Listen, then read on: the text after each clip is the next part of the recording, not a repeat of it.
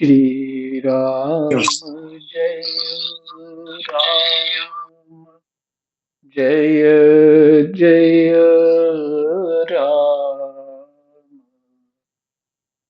श्री राम जय राम जय जय राम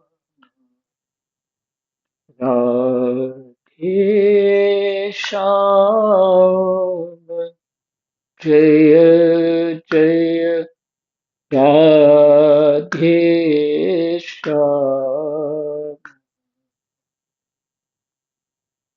राधे श्याम जय जय राधे श्याम जय जय राधे श्याम जय जय राधे श्याम श्री गणेशाय नमः। श्री सीतारामाभ्यां नमः। श्री हनुमते नमः। श्री उमापते नमः। श्री गुरुवे नमः। सब संतन की जय जय। जय जय सीताराम। राधे श्याम।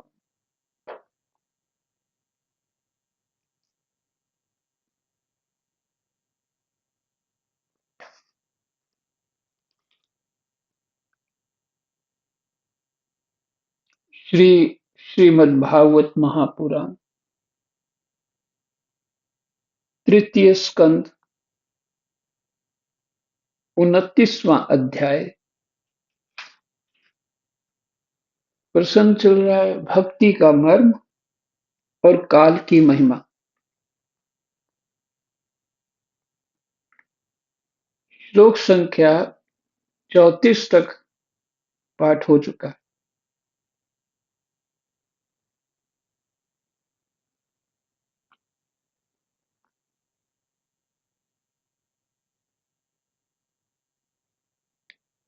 आगे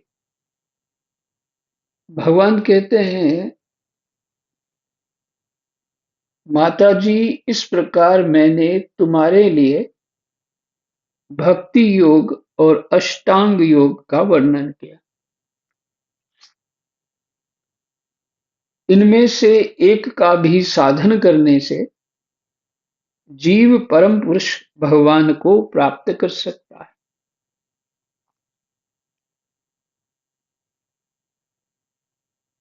दोनों एक साथ नहीं होंगे, किसी एक का ही अवलंबन लेना पड़ेगा।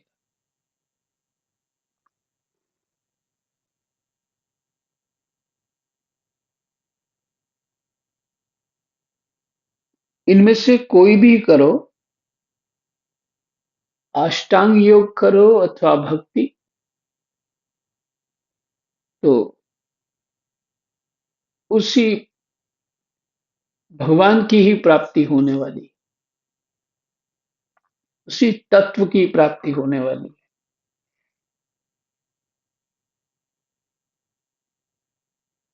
भगवान कहते हैं, भगवान परमात्मा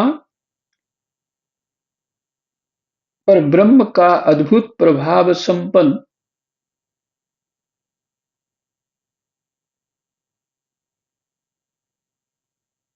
तथा जागतिक पदार्थों के नानाविध वैचित्र्य का हेतुभूत स्वरूप विशेष ही काल नाम से विख्यात है। माता जी ने भक्ति का मर्म के ऊपर प्रश्न किया था और काल की महिमा, और इसके बाद जब उन्होंने अष्टांग योग सुन लिया तो उन्होंने बताया कि तात्पर्य इसका यही है कि भक्ति परमात्मा की भक्ति प्राप्त हो। इसलिए भगवान ने भक्ति की महिमा सुनाई। और अभी भगवान ये कहते हैं कि इनमें से कोई एक ठीक से करो।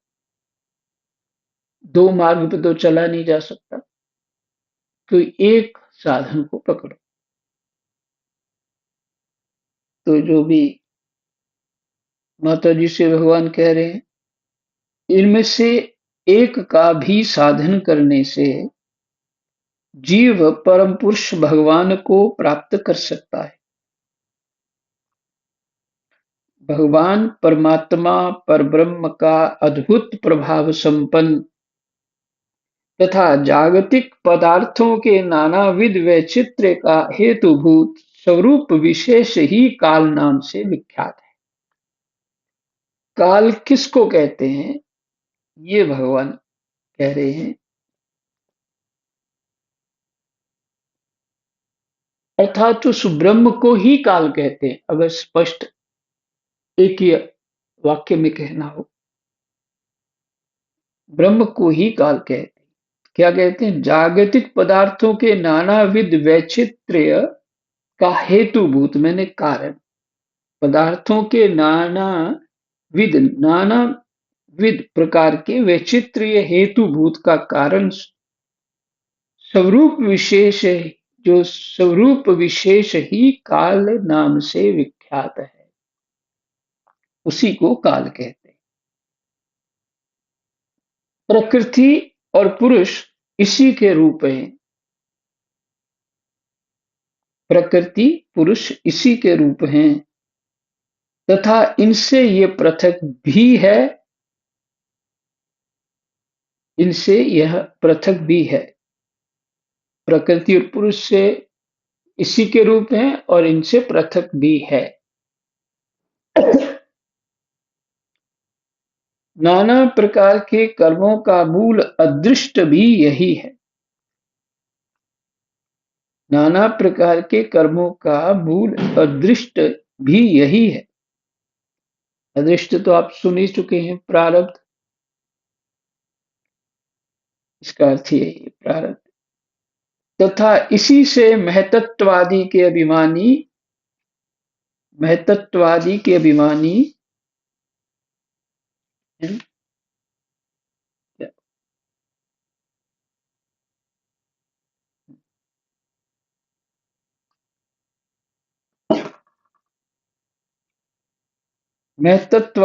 अभिमानी भेददर्शी प्राणियों को सदा भय लगा रहता है।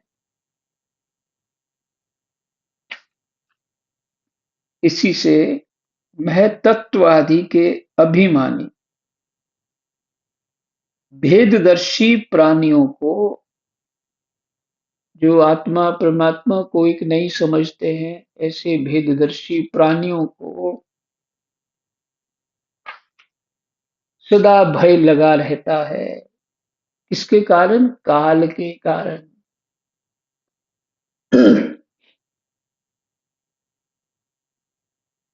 अब यहाँ एक शब्द है, शास्त्रों में स्पष्ट कहा है, यहाँ आप देखिए, काल वही ब्रह्म है।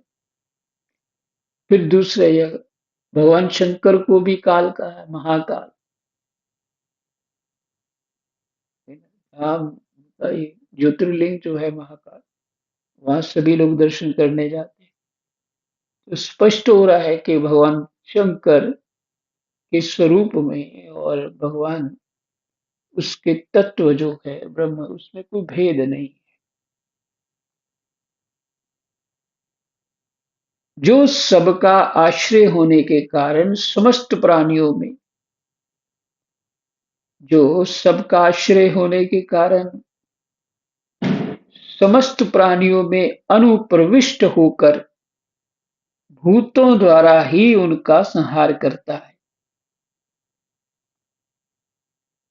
समस्त प्राणियों में अनुप्रविष्ट, थोड़ा सा अनु मात्र प्रविष्ट होकर भूतों द्वारा ही उसका संहार करता है। यहाँ भूत कोई कौन से भूत ही है? पंचभूत।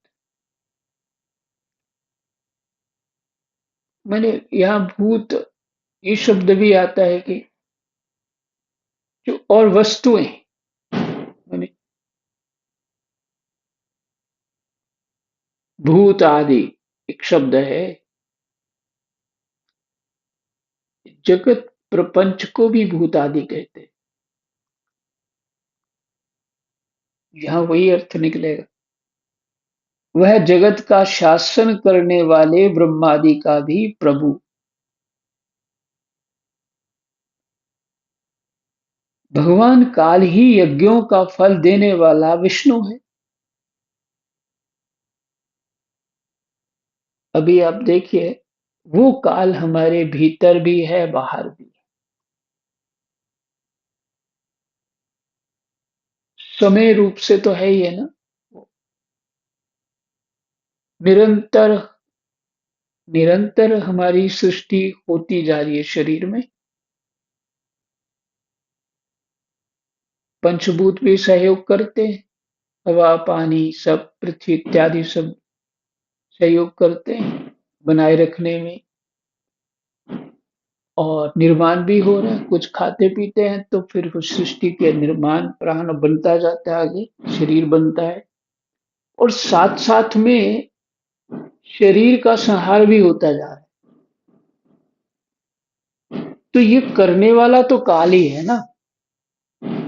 तो वो काल हमसे दूर कहाँ हुआ। इस शरीर के अणु अणु में, उस तत्व में सब कुछ वही है।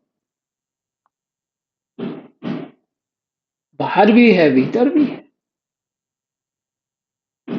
तो वो काल जो है, इसलिए वो कहते हैं, वो प्रसंग याद आ गया। देवता सभी इकट्ठे हुए, भगवान शंकर के पास गए, ब्रह्मा जी के पास गए कि जो हमारा समस्या इतनी विकट खड़ी हो गई है। रामायण का प्रसंग है। तो इसको भगवान के पास जाते, माने नारायण के पास जाते। तो उस भगवान को पास जाने के लिए चलो चलते हैं उधर।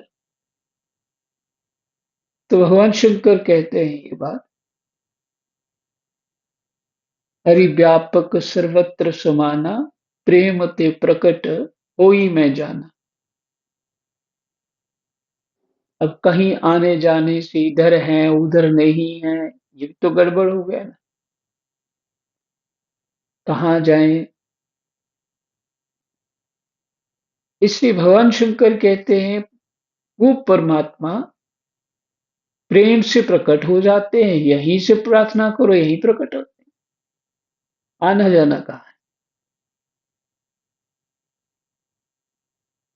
और ऐसा ही होता है। वहीं खड़े खड़े ही वो सब प्रार्थना करते हैं, भगवान प्रकट होते हैं, समाधान कर देते हैं।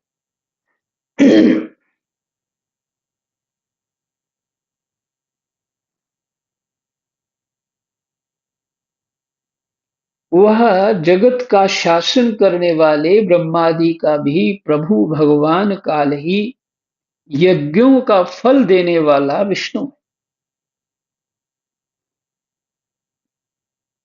यज्ञ कई प्रकार के हैं, कई प्रकार के। जीवन ही यज्ञ है। कहते हैं ना, यज्ञोपवीत धारण करो। वो एक संकल्प है कि जीवन ही यज्ञ है मेरा। मैं संयम नई नियम पवित्रता के साथ रहूंगा। वो संकल्प होता है उसमें। और जो यज्ञोपवीत होता है वो तीन सूत्र होते हैं उसमें, ब्रह्मा विष्णु महेश। ओंकार स्वरूप जो है भगवान का, वो तो धागे में।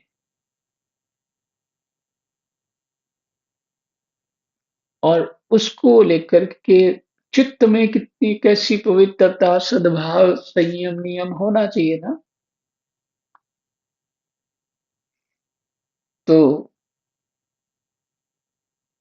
अब तो हम भूल गए हैं यज्ञोपवीत क्या होता है, हमें तो सिर्फ पैसे कमाने हैं, उससे इसके अतिरिक्त कुछ पता नहीं, करना भी नहीं है, जानकारी भी नहीं रही। और आज एक वीडियो मिली जिसमें संविधान की चर्चा है, और मैंने वो सत्संग में डाल दी। उसमें देखो वर्णन किया है गीता जी का, रामायण का, अ, बौद्धों का, हनुमान जी की लंका वाला चित्र उनके संविधान में है हमारे। तो और भी बहुत कुछ। तो उसमें हाँ, गुरुकुलों का, गुरुकुल की रक्षा संविधान में लिखी है। पर इन्होंने क्या किया कि गुरुकुल तो हटा दिए और मदरसे चालू कर दिए, संविधान में कुछ ऊपर नीचे करके जोड़ा उसमें। ऐसा नेहरू चाचा के कारनामे हुए। और वो जो अनपढ़ आदमी था उस समय, आजादी के बाद उसको मक्का से बुलाया गया। अनपढ़ आदमी था, बुलाना अब्दुल कुछ क्या नाम था, उसको क्या बनाया, शिक्षा मंत्री। अब इस भारत का बताइए कैसे देश चला होगा, क्या हुआ।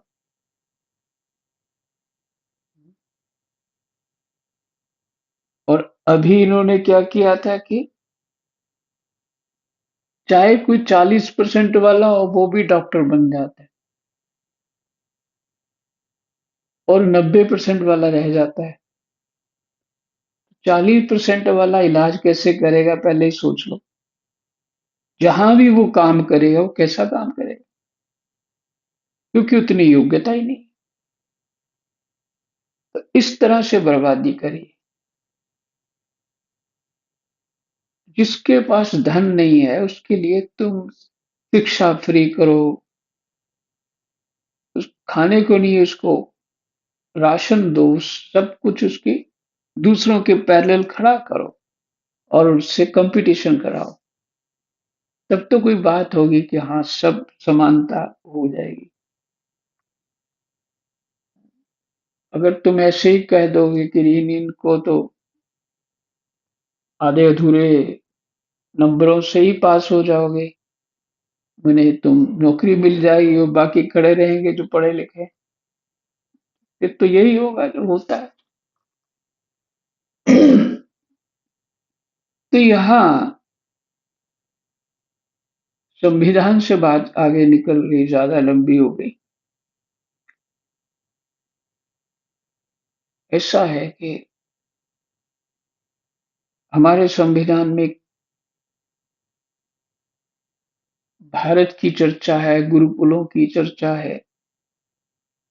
अगर ये गुरुकुलों में हमारी शिक्षा होती तो सभी धर्म और अधर्म से डरते। जिससे अर्जुन डरे, कहीं मेरे से अधर्म ना हो जाए। तो जिसने शिक्षा ली है कि अधर्म जो है हमें कितना बड़ा नर्क दे देता है, अर्थात कितना दोष दे देता है, तो वो धर्म को छोड़ेगा नहीं। तो सबके साथ व्यवहार समानता के साथ करेगा। लेकिन उल्टा पढ़ाया गया, वह करना ही पड़ना था उन्हें। तभी तो ये सब इतने सालों वो चल लगे रहे कि सेकुलर कर दो, धर्म धर्म को छोड़ दो, सब एक समान करो।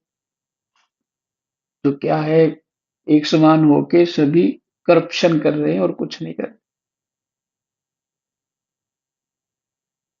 मेरे से आप लोग ज्यादा ही जानते होंगे कि किस लेवल की करप्शन हो अभी भी चल रही है।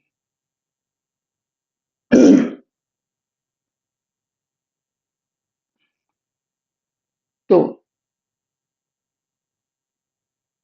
इसका ना तो कोई मित्र है, ना कोई शत्रु, और ना तो कोई सगा संबंधी ही है। सर्वदा सजग रहता है काल।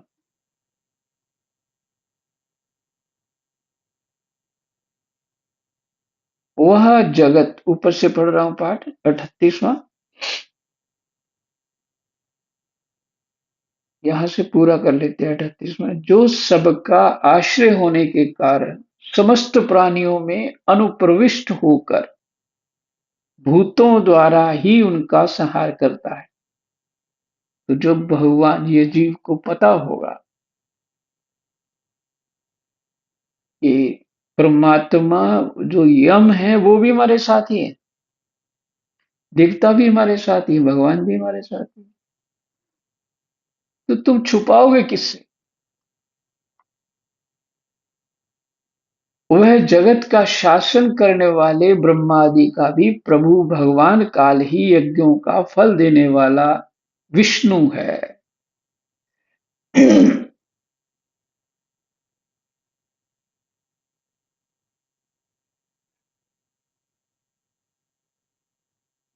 3 देवता है ना, तो ऐसा नहीं है कोई कम ज्यादा नहीं है, पर अपना अपना कार्य है।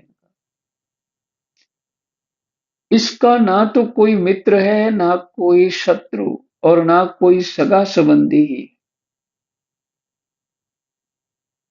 भगवान असंग रहते हैं, अर्थात काल तो सबका असंग रहता है, उसको किसी के साथ कोई ममता नहीं। यह सर्वदा सजग रहता है। हर कोई विश्राम कर सकता है, पर काल कभी विश्राम नहीं करता। और अपने स्वरूप भूत श्री भगवान को भूलकर, जो हमारा ही स्वरूप भगवान है, उनको भूलकर भोग रूप प्रमाद में पड़े हुए, भोग रूप प्रमाद, सम्मान चाहना भी भोगी है, दूसरों को अच्छा दिखना दिखाना भी भोगी है। भोग रूप प्रमाद में पड़े हुए प्राणियों का आक्रमण करके उनका संहार करता है। जो प्रमादी है, भगवान की भजन साधन करेंगे, अभी समय नहीं हुआ, इतना इतना काम कर लें फिर बाद में करें, तो काम तो कभी किसी का खत्म नहीं हुआ। कोई संभव ही नहीं है काम खत्म हो जाए। तो काम खत्म होना नहीं है, और हम आशा में रहना, भजन करेंगे, यही प्रमाद है।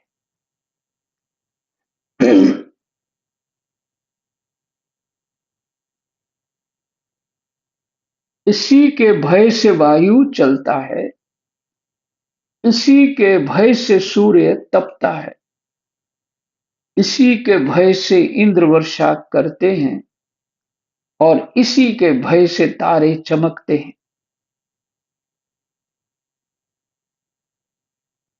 काल के भय से, इसी से भयभीत होकर औषधियों के सहित लताएं और सारी वनस्पतियां समय समय पर फल फूल धारण करती हैं। इसी के डर से नदियां बहती हैं, और समुद्र अपनी मर्यादा से बाहर नहीं जाता। देखिए, अब प्रमाणित हो चुका है पृथ्वी गोल है, और जो कहते हैं 70% तो जल है, 30% उसमें पृथ्वी है। फिर पानी बिखरता नहीं है, गोल है पर बिखरता नहीं।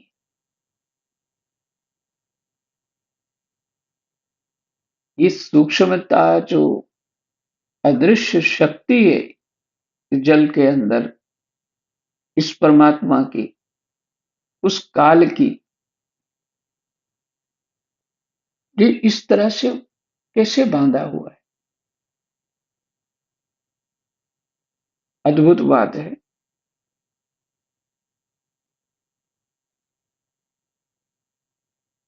इसीलिए कह रहे हैं, समुद्र अपनी मर्यादा से बाहर नहीं जाता, इसी के भय से अग्नि प्रज्वलित होती है, और पर्वतों के सहित पृथ्वी जल में नहीं डूबती।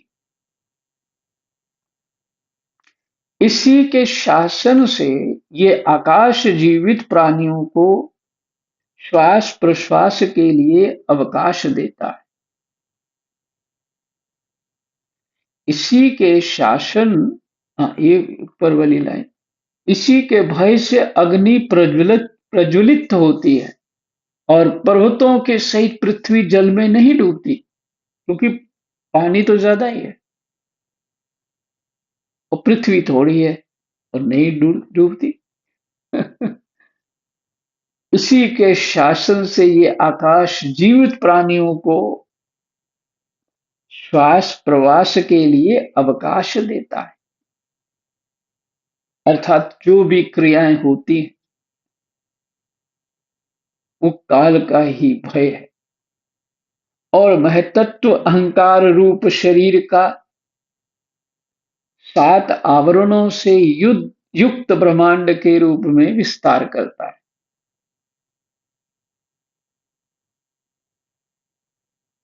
और महतत्व अहंकार रूप शरीर का 7 आवरणों से युक्त ब्रह्मांड के रूप में विस्तार करता है।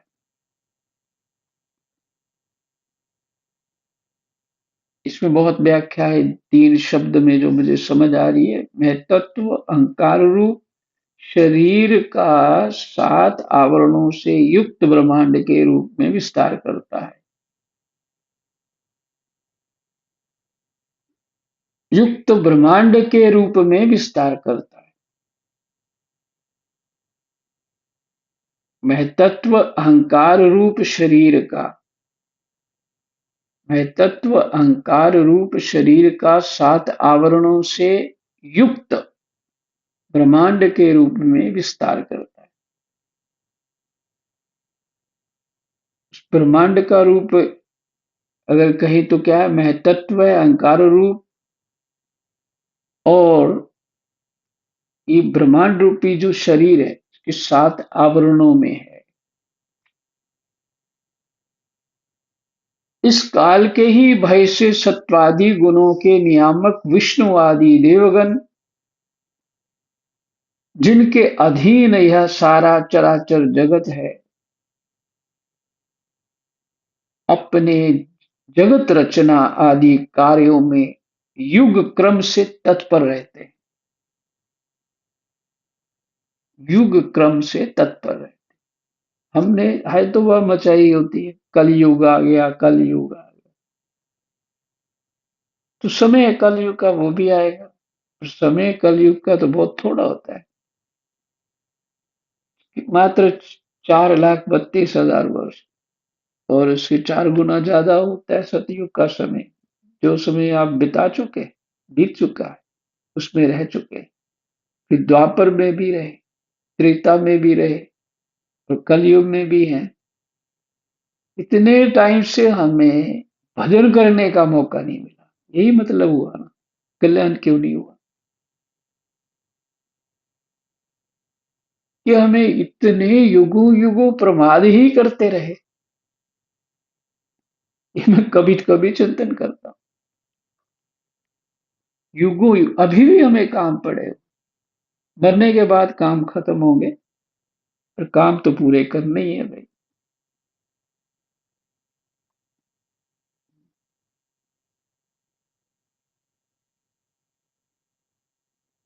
गीता जी में शब्द है, कर्म आसक्त नहीं होना चाहिए। कर्म से छूटने के लिए ही कर्म को पकड़ा जाता है, शुद्धि के लिए। कर्म करने का अभ्यास चित्त में नहीं धारण करना। कर्म से छूटने के लिए ही भजन होता है। जब सत्संग सुनते हैं तो ज्ञान और वैराग्य के उदय होने का अर्थ क्या है? कर्म से छूट जाना और परमात्मा में चित्त दे। तो फिर से, इस काल के ही भय से सत्वादि गुणों के नियामक, सत्व रज तम जो गुण है उनके नियामक विष्णु आदि देवगण, ब्रह्म माने ब्रह्मा विष्णु महेश, जिनके अधीन यह सारा चराचर जगत है, अपने जगत रचना आदि कार्यों में युग क्रम से तत्पर रहते हैं। काल के भय से माने ब्रह्मा विष्णु महेश कार्य करते हैं। एक सावधानी वाली यह बात है, एक तो तीन पद हैं ब्रह्मा विष्णु महेश, और एक शंकर है जिनको तत्व कहते हैं, तो वो ही नारायण है, तो वही शंकर है।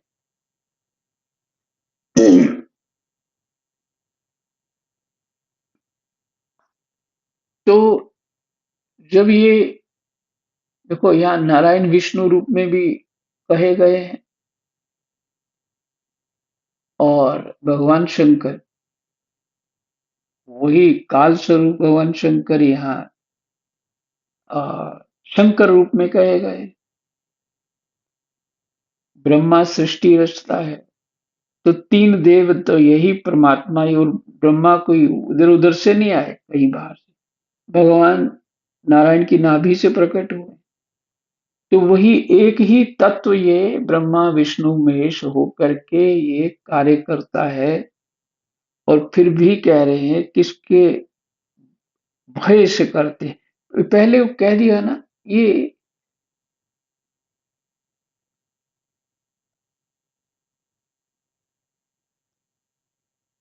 जब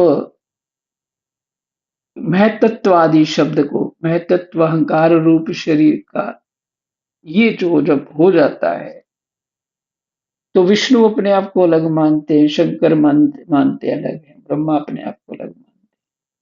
तो जब मानेंगे तभी भय होगा। किसका भय होगा? वो काल का। और वैसे ही हम लोग हैं, वैसे ही हम लोग, हम अपने को अलग मानते इसीलिए भय है। पीछे अपने यही पढ़ सुना है। इस काल के ही भय से सत्वादि गुणों के नियामक जो ब्रह्मा विष्णु महेश हैं, सत रज तम के नियामक हैं, जिनके अधीन यह सारा चराचर जगत है, अपने जगत रचना आदि कार्यों में युग क्रम से तत्पर रहते हैं। सतयुग के समय सतयुग को, उसका जो भी होल्ड करना होता है सतयुग को, और उसके साथ फिर वैसे लोग कार्य भी करें, वो इनकी कृपा से होता है। यही द्वापर त्रेता कलयुग यही बनाते हैं। यह अविनाशी काल स्वयं अनादि किंतु दूसरों का आदि करता उत्पादक है। स्वतः तो अनादि है, पर दूसरों का उत्पादक है, तथा स्वयं अनंत होकर भी दूसरों का अंत करने वाला है। यह पिता से पुत्र की उत्पत्ति कराता हुआ सारे जगत की रचना करता है, और अपनी संहार शक्ति मृत्यु के द्वारा यमराज को भी मरवा कर इसका अंत कर देता है। संहार शक्ति मृत्यु के द्वारा यमराज को भी, ब्रह्मा को भी मरवा कर इसका अंत कर देता है। अद्भुत है ये परमात्मा की लीला। यही विश्राम हमारा 29वां अध्याय विश्राम। कृष्णाय वासुदेवाय हरये परमात्मने प्रणतः क्लेशनाशाय गोविन्दाय नमो नमः। जय जय।